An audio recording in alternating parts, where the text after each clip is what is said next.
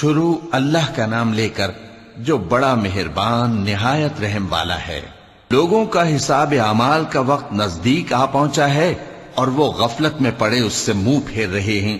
ان کے پاس کوئی نئی نصیحت ان کے پروردگار کی طرف سے نہیں آتی مگر وہ اسے کھیلتے ہوئے سنتے ہیں۔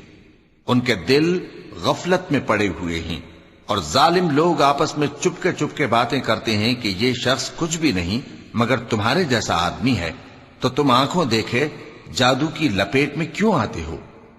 پیغمبر صلی اللہ علیہ وآلہ وسلم نے کہا کہ جو بات آسمان اور زمین میں کہی جاتی ہے میرا پروردگار اسے جانتا ہے اور وہ سننے والا ہے، جاننے والا ہے۔ بلکہ ظالم کہنے لگے کہ یہ قرآن پریشان باتیں ہیں جو خواب میں دیکھ لی ہیں، نہیں بلکہ اس نے اس کو اپنی طرف سے بنا لیا ہے، نہیں بلکہ یہ ایک شاعر ہے۔ تو جیسے پہلے پیغمبر نشانیاں دے کر بھیجے گئے تھے اسی طرح یہ بھی ہمارے پاس کوئی نشانی لائے۔ ان سے پہلے جن بستیوں کو ہم نے ہلاک کیا وہ ایمان نہیں لاتی تھیں، تو کیا یہ ایمان لے آئیں گے؟ اور ہم نے تم سے پہلے آدمی ہی پیغمبر بنا کر بھیجے جن کی طرف ہم وہی بھیجتے تھے۔ اگر تم نہیں جانتے تو جو یاد رکھتے ہیں ان سے پوچھ لو۔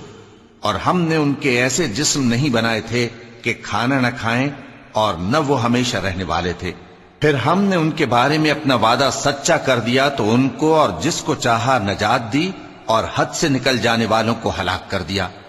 ہم نے تمہاری طرف ایسی کتاب نازل کی ہے جس میں تمہارا تذکرہ ہے، کیا تم نہیں سمجھتے؟